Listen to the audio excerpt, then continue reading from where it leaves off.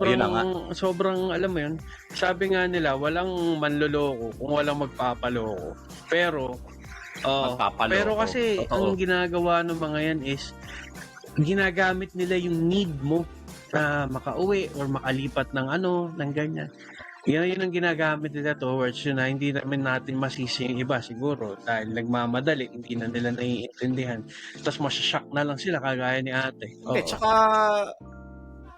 oo, kasi nagta-transfer sila ng terminal eh. So ibig sabihin, may ano sila, may po halimbawa, nalipat yung ano nila, Oo. yung terminal nila dun sa flight. Siyempre, kailangan nila lumipat. Oo, na maaari din na nagkamali sila na pinuntahan na airport, di ba? Pero ito namang mga ulupong na mga taxi driver na to, handang manggancho sa kapwa Oo. nila. Napakasama ng Totoo. mga ugali. Wala silang Hindi sila lumalaban kasi ng wala silang patas eh.